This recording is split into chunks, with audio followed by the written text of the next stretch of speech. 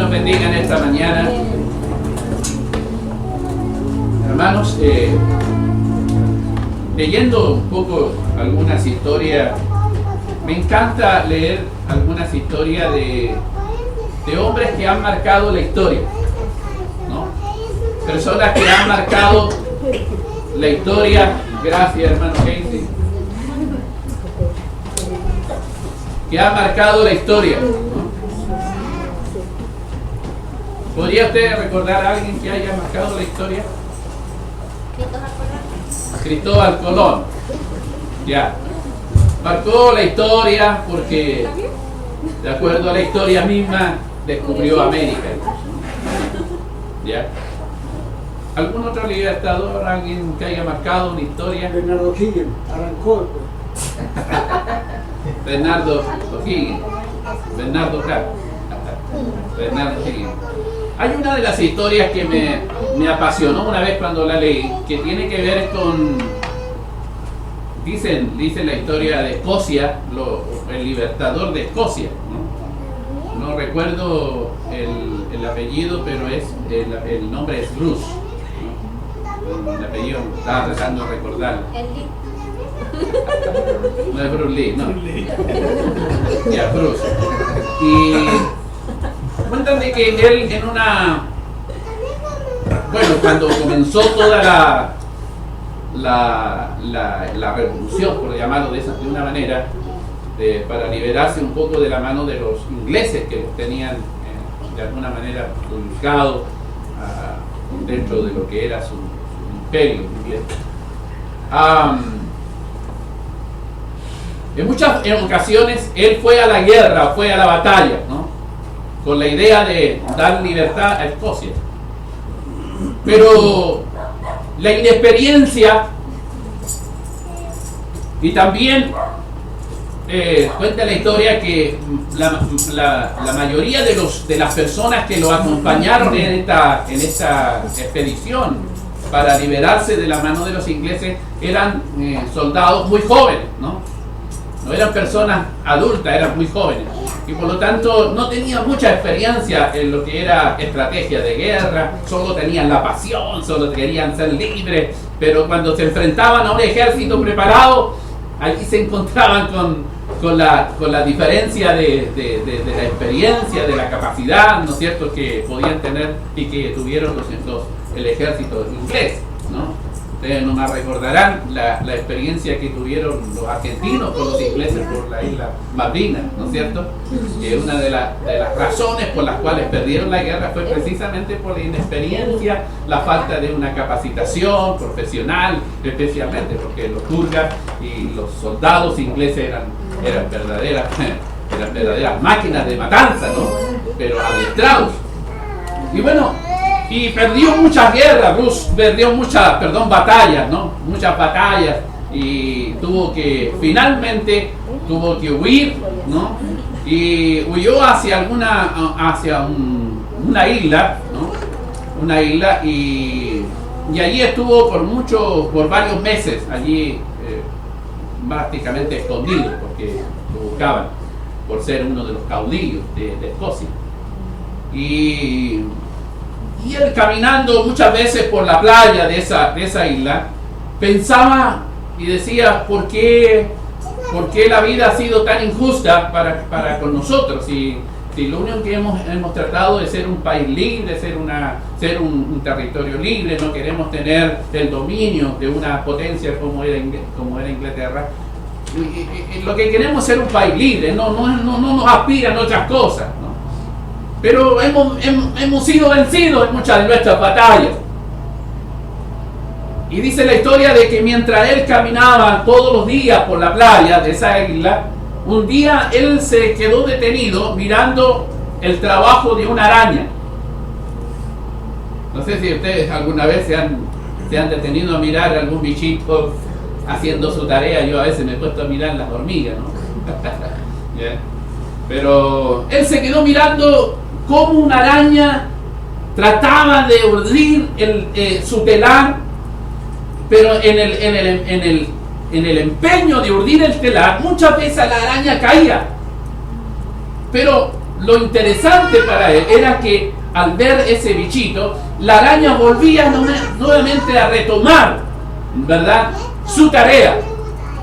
Si bien es cierto, podía romperse algún ligamento, pero ella volvía en su tarea y volvía en su tarea hasta terminar su trabajo de urdir una tela, ¿no es cierto?, que ustedes saben que en el caso de las arañas lo hacen como una estrategia, una forma también para alimentarse, porque atrapan su alimento, ¿no?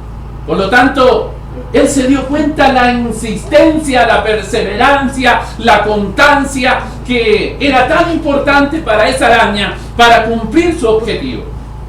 Y él dijo, ¿por qué yo, siendo uno de los caudillos, siendo una de las personas que ha tratado de llevar a Escocia a la libertad, está recluido en esta isla? ¿Y qué es lo que me espera en esta isla? La muerte.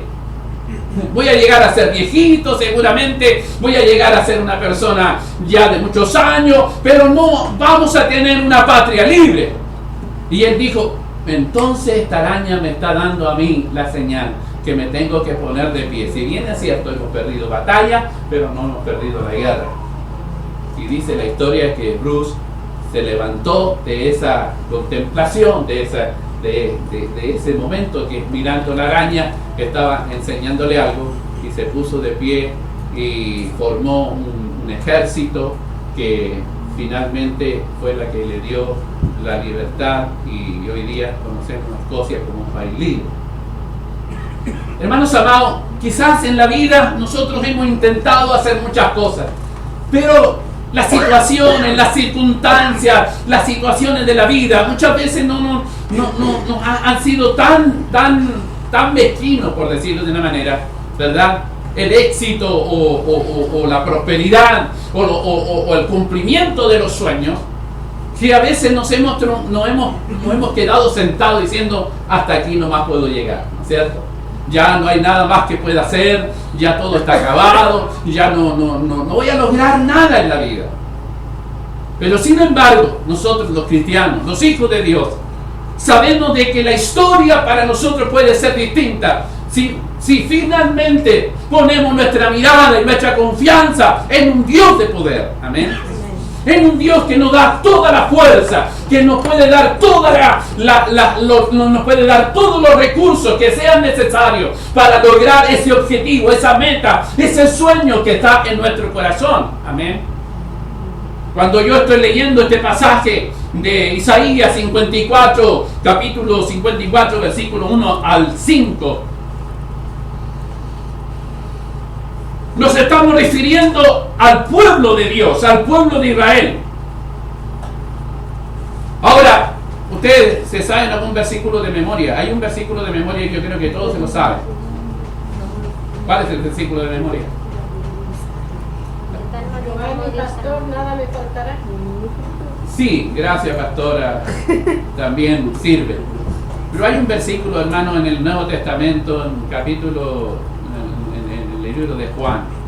De tal manera amó Dios al mundo que ha dado Tres. su unigénito. 3:16. ¿Cómo dice el versículo 3:16? Porque de tal manera amó Dios al mundo que ha dado su Hijo unigénito para que todo aquel que en él crea no se pierda, mas tenga vida eterna. Claro, lo están viendo.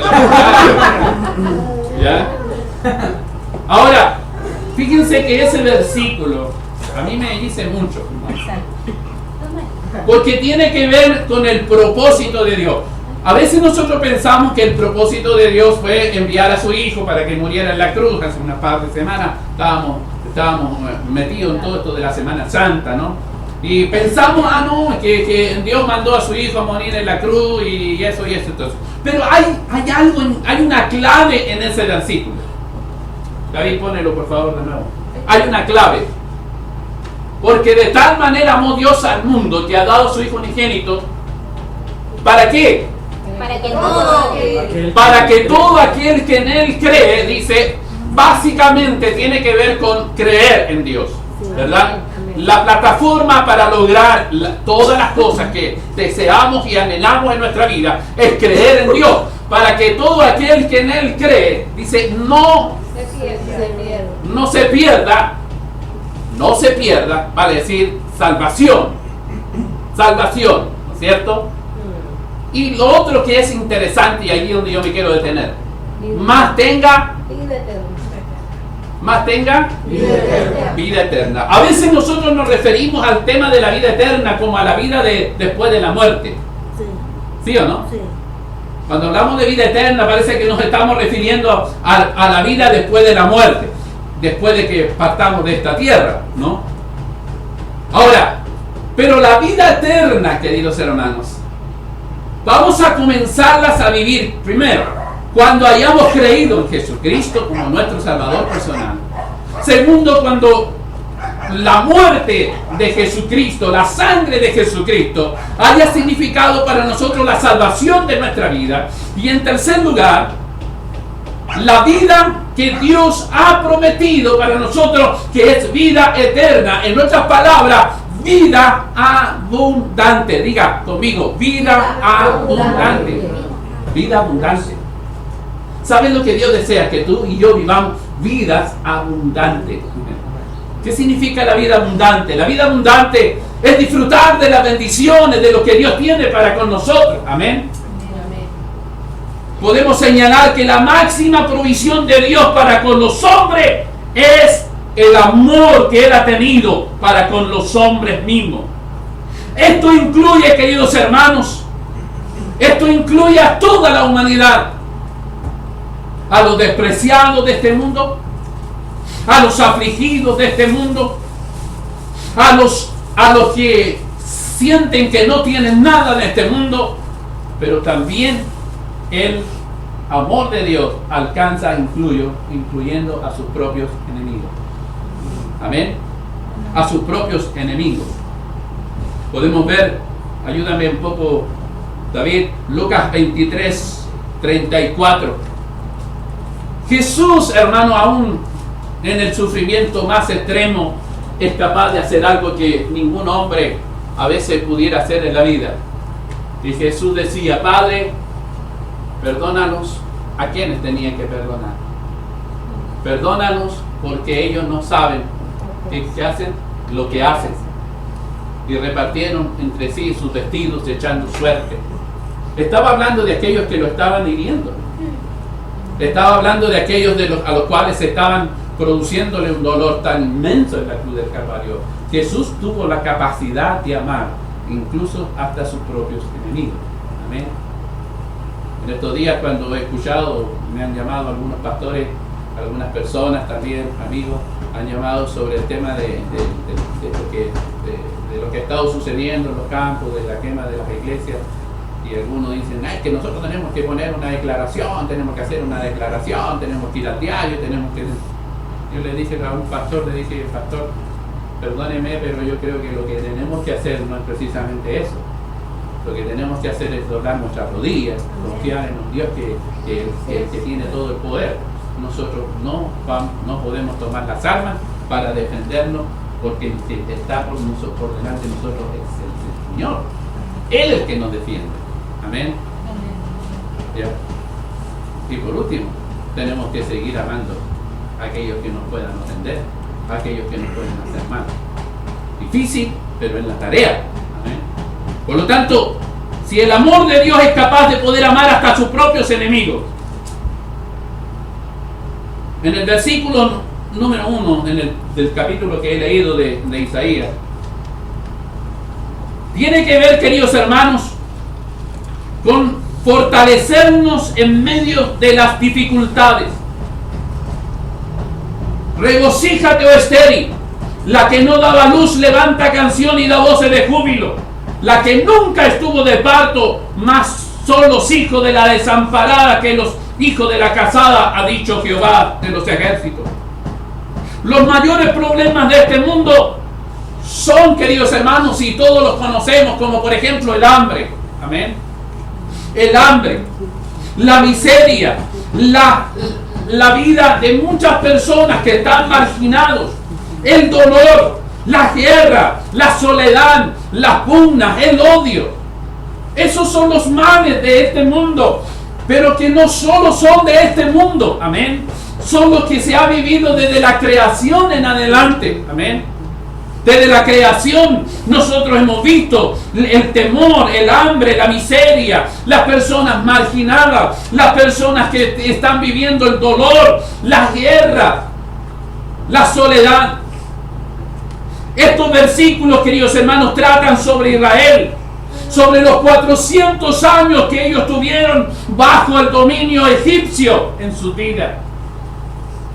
Trata de ese tiempo cuando el pueblo de Israel, por la desobediencia, habían caído en manos de los egipcios. Ellos vivieron 400 años esclavos. Esa película que usted está viendo todos los días, en la tarde, en la noche, de Moisés, representan 400 años de esclavitud, hermanos amados.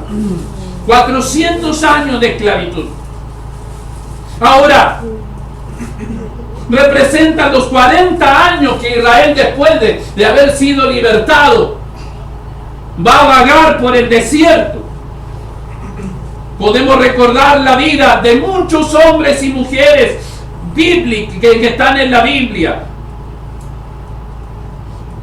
que fueron personas que llevaron una vida de santidad, una vida de buscar a Dios, una vida de tener a Dios en sus corazones. Como por ejemplo Josué, como por ejemplo el mismo Moisés, Caleb y muchos otros. ¿Cuáles fueron sus características de estos grandes hombres que marcaron la historia del pueblo de Israel? Por ejemplo, tomando solo el ejemplo de José. Ustedes recuerden la historia de José, aquel niño que fue vendido, aquel joven que fue vendido por sus hermanos, ¿no es cierto? Y que después de haber pasado toda una serie de situaciones en su vida, como por ejemplo que sus hermanos lo hayan tratado de matar, que sus hermanos finalmente lo hayan vendido y lo hayan llevado como esclavo, hermanos amados, ¿verdad?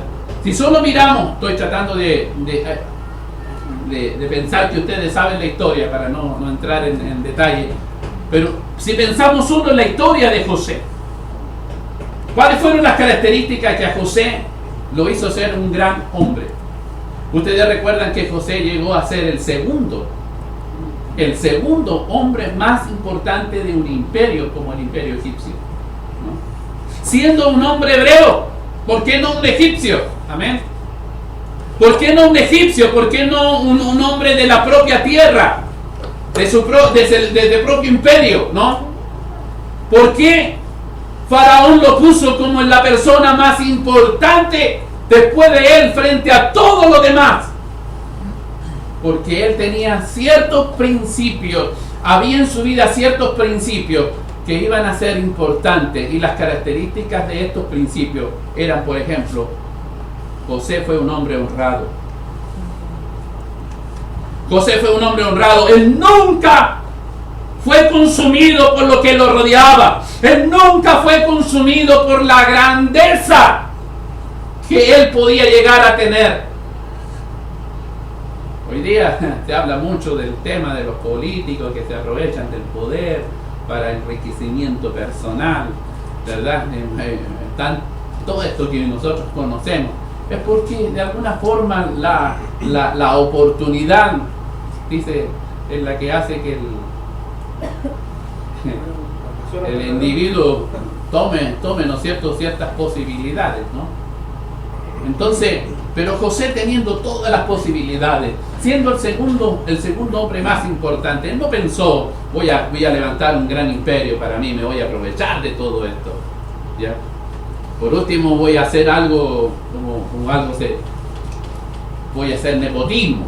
¿Sabe usted la palabra nepotismo? La palabra nepotismo tiene que ser cuando alguien está en una posición de poder y beneficia principalmente frente a todos a su familia, ¿no? Eso es nepotismo, ¿no? Cuando privilegiamos más a la familia en desmedro de los demás, pero, ¿verdad? Ahora, José podría haber usado el nepotismo, diciendo voy a formar voy a tener una riqueza y después voy a repartirle a mi familia. Él sabía que está, ¿verdad?, de su familia, de los problemas que tenía su familia. Pero él no hizo eso. Él demostró el valor de mantenerse bajo los principios que él había sido formado, ¿verdad? Los principios que él había sido formado. Tanto así, queridos hermanos, que tuvo la capacidad de rechazar a la mujer de Potifar cuando esta mujer quiso de alguna manera enredarlo en un tema ahí de infidelidad, ¿no? Y tuvo la capacidad de decir no. Por lo tanto, uno de los principios, hermanos, si tú y yo queremos marcar la historia, queremos ser los hombres que marcan la historia, que marcan el mundo, que va a marcar una familia, el primer principio es la honradez, el ser honrado, ¿verdad? Y en esto podríamos hacer una cátedra en esta mañana, pero no es el momento. El segundo principio tiene que ser la fidelidad. La fidelidad. José fue fiel. ¿Fue fiel a qué? Fue fiel a su herencia. ¿Cuál era la herencia que tenía José? La herencia, ¿verdad?, de ser un hombre hebreo. Amén. Él nunca, hermanos amados, rechazó su nacionalidad, su sangre. Amén. No fue como esos chilenos que van a Argentina, están unos 3 meses y llegan tratando, mira, che, ¿qué hacer? ¿Ya? Tuve una parienta por ahí media lejana que estuvo 3 meses en Australia, perdón, en Canadá. Y cuando volvió de Canadá, no conocía la plata chilena. ¿Cuánto vale esto? Si es que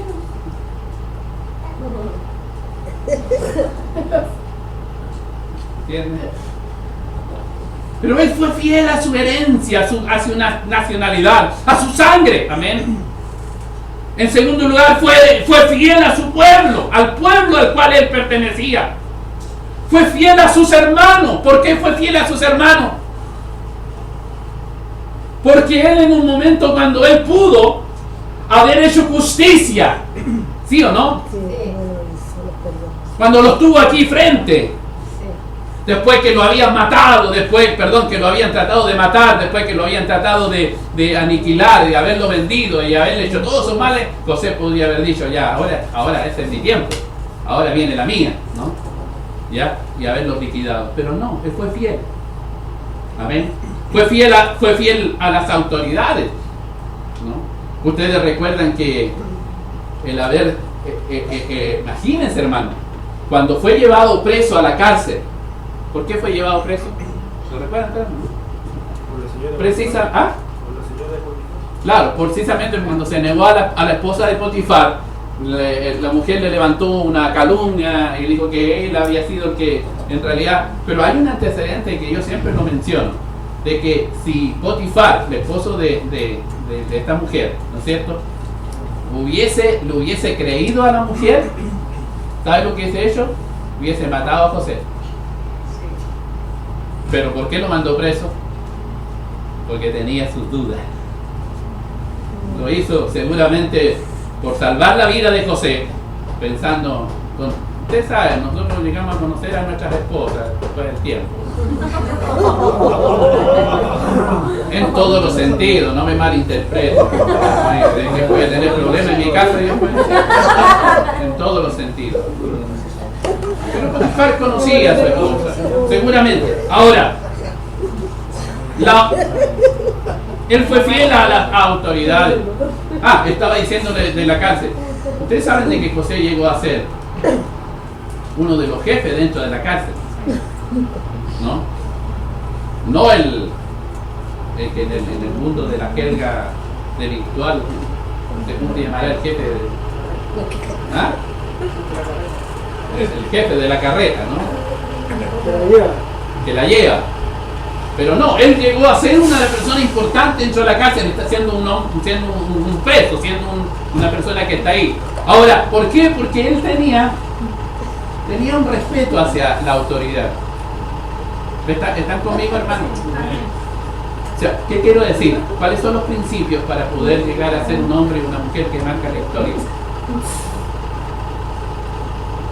Otra de las cualidades tiene que ver con la constancia. José fue constante. escuchó y obedeció la voz de Dios. Él nunca rechazó la voz de Dios en su corazón. No por lo que él tenía iba a dejar a Dios de lado. Él se iba a mantener y se mantuvo íntegro en su corazón.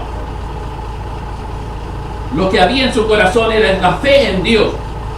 La mantuvo esa fe hasta el final. La perseverancia, la constancia, ¿verdad? Es tan importante en la vida, hermano. El gran problema que nosotros tenemos es que cuando a veces comenzamos una empresa, empezamos una idea, empezamos algo, cuando se nos aparece el primer problema, decimos, no, esto no me da resultado, no, ya. Y abortamos el proyecto, abortamos la idea. ¿Por qué? Porque el problema pareciera ser más grande, ¿no? Pero saben, para José no fue un problema haber sido esclavo.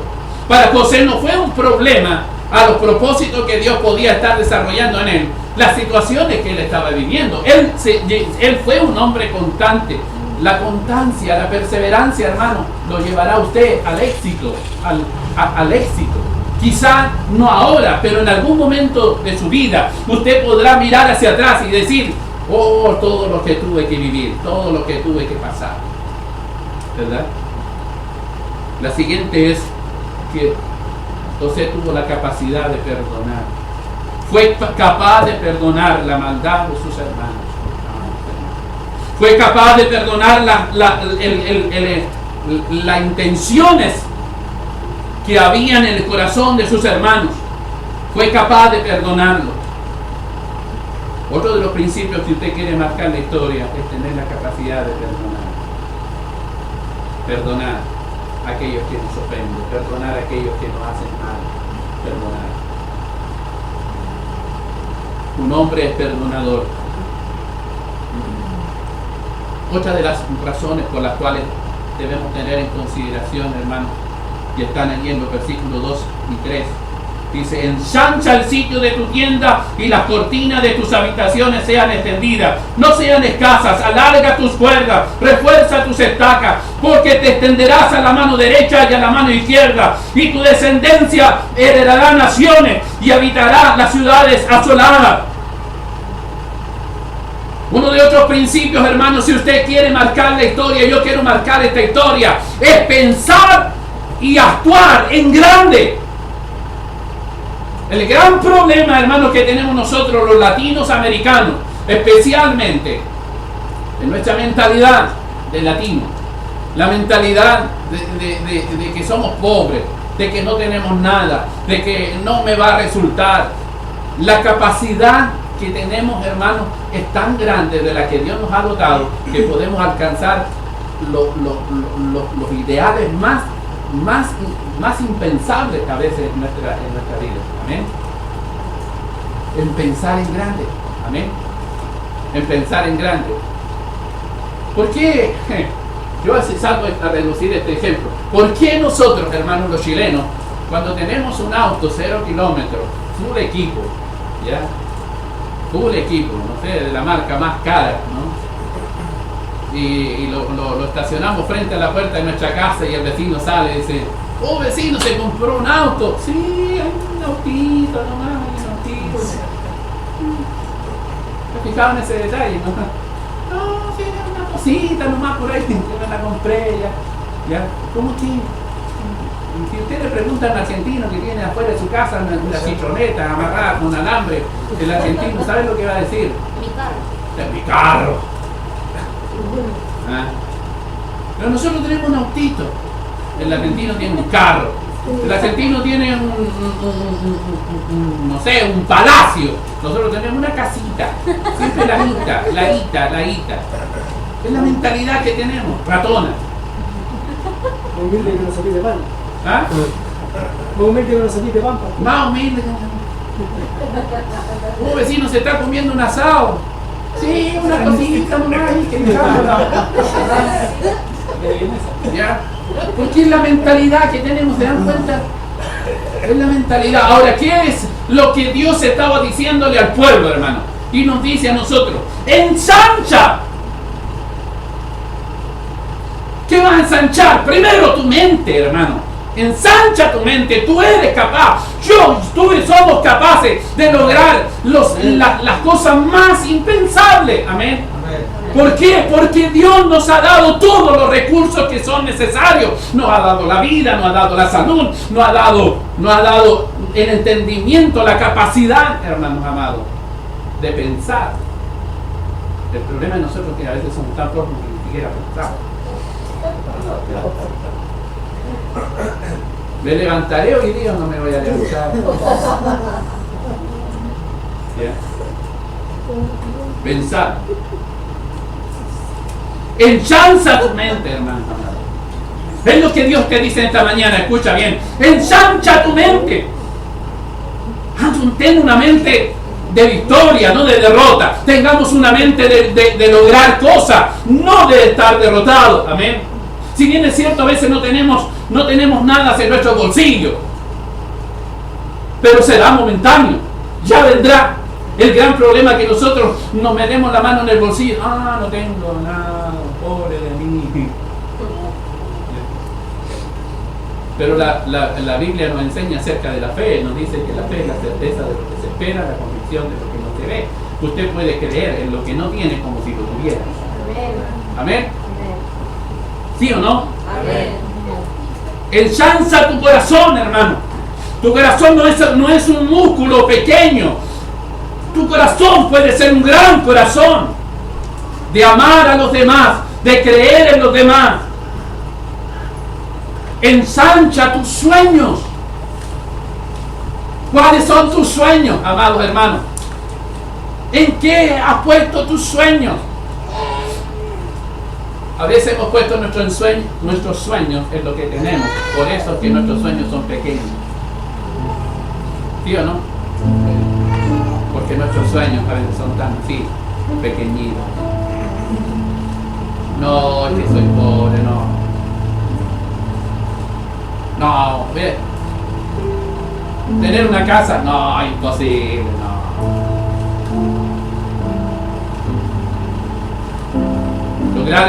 Lograr llegar a la universidad y ser un profesional, no, eso es para los ricos.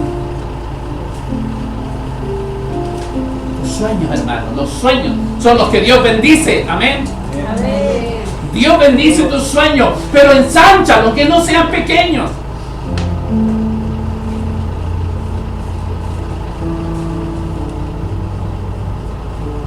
Había un hombre que estaba hablando acerca de esto, me estaba recordando.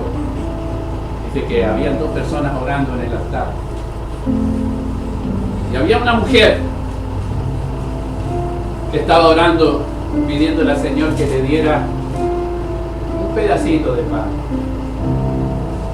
Señor, dame un pedacito de pan, tengo mucha hambre. Un pedacito, yo con un pedacito me conformo. Pero él dice, el otro que estaba al lado, estaba orando, Señor, nuestro proyecto es construir un edificio de 2 pisos en la calle Padre Bernabé, 18 veces.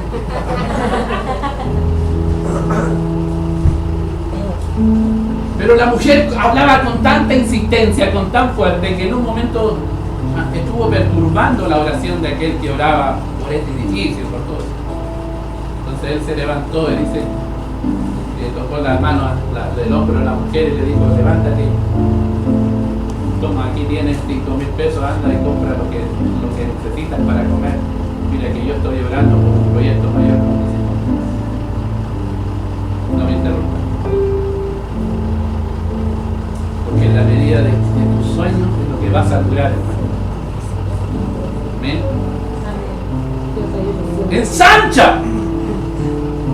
Ensancha tus sueños.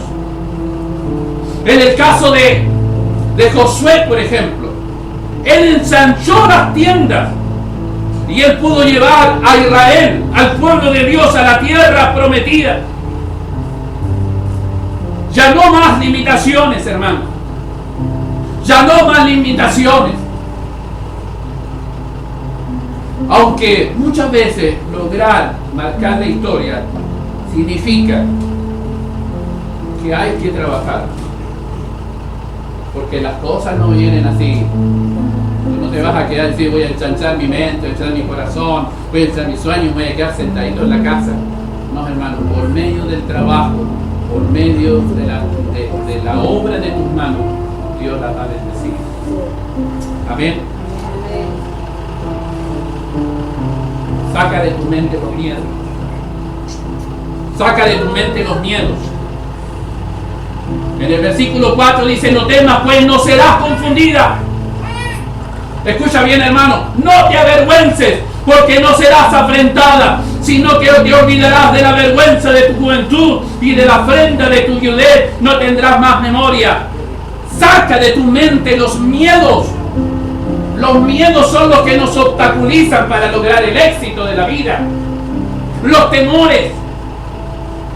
El temor te puede llevar a la destrucción.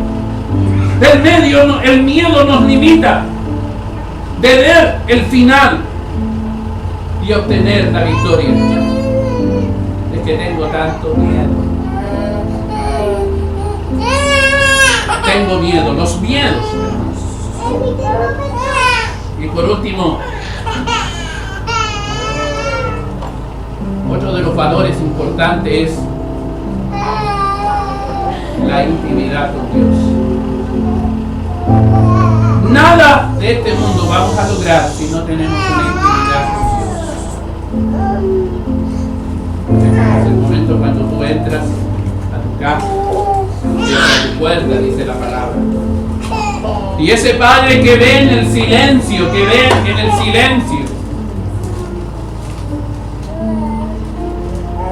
te va a recompensar, dice la palabra. No pierdas la intimidad con Dios.